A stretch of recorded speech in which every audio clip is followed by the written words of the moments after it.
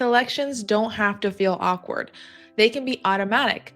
With the right systems in place, you don't have to chase money and your patients or your clients don't have to feel harassed. Hey CEOs, my name is Nailea and I'm the founder of Sunflower Financials, where I make the money side of business simple so you can focus on growth. Today, I'm breaking down how to systematize collections so you get paid on time without the stress, the awkwardness, or constant chasing. This is the third video in a series all about accounts receivable if you're an insurance-based business.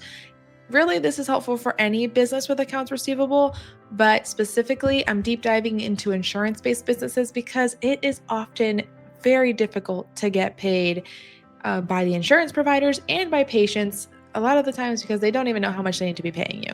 So let's dive into systematizing your collections.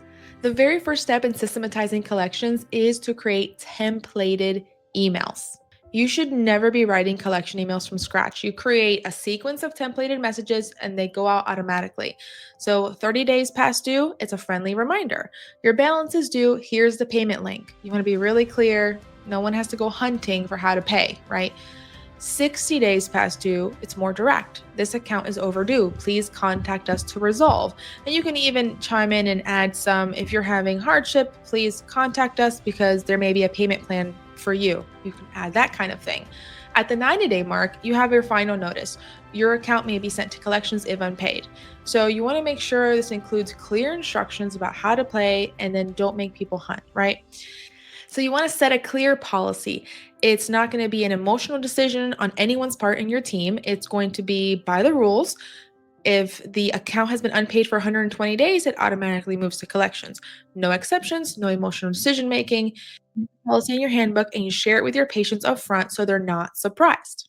But let's stop and talk about collection agencies, right? They're not all the same.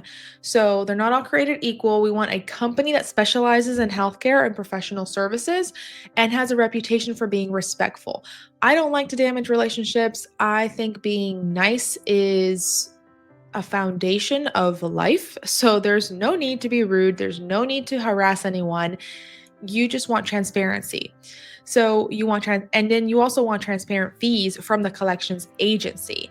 Many of these agencies work on a contingency basis, which means that they only get paid when they collect. So you want to make sure that you're clear based on what your vendor has to offer and then how to also process. I've also worked with collecting agencies before where maybe I get assigned a representative and they don't answer me and they don't answer my email. And I'm like, you're defeating the whole point of my collections. Like you're taking 30 days to talk back to me. So I don't even have a notice for my client yet. And now it's 160 days later. So you want to make sure that you get a reputable collections agency and that they are transparent with how they work and how they're going to work with you. You guys create a relationship and have a workflow. The best way that I have seen to do this in my experience in working with clients is having an assigned role. And I did talk about this in my previous videos. I think I've said it every single time, is that you don't want to have whoever can work on AR, go ahead and work on AR. You want to assign one person to it. And it could be their entire job.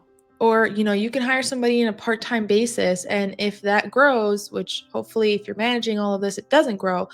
But it could be that their job is collections and they work part-time and that's all they do. Or it could be a small team if your business is that big. So what do? They run the weekly AR, which I talk about in the prior video in this series about what kind of reporting, what KPIs to look for. So make sure you watch that. They track which accounts are 30, 60 days. So you have this reporting probably already done for you. You don't have to make it from scratch. It's probably already in your invoicing software. And then what else does this person do? This person follows the policy. There's no emotions involved, right? They trigger the next step in your policy by either escalating the next letter or sending it to collections. That way it's consistent and no accounts slip through the cracks. So we talked about in a prior video too that we're sending emails and we're sending text messages. And if you have to have somebody pick up the phone, pick up the phone. When someone picks up the phone and calls, if you're going to have that be part of your policy, which I highly recommend, you need to have a system in which they can take notes based on the phone call. So, or if it records the call or however you're going to do that. But if you don't have like a fancy call recording feature, then they need to be able to take notes on the account to see what did the client say, what are the expectations, what was it set, and don't let it be a surprise. Make sure they have scripts. Make sure you have a document that handles all client objections and how they're going to resolve those objections. So, my CEOs, that is a formula for stress free collections. In summary, we're going to automate letters and emails. We're going to have a firm policy to escalate. We're going to choose a collections agency that aligns with your values, and you're going to assign AR responsibility to a specific person or to the team. When you have these systems in place, you're not chasing money and your policies do the heavy lifting for you. If this was helpful to you, please subscribe and hit the bell to get the reminder for the last video in this series where I'll show you how to forecast and budget AR so your cash flow is predictable, even with your insurance delays. And please let me know in the comments, do you already have a collections policy or is this something that you need to put in place?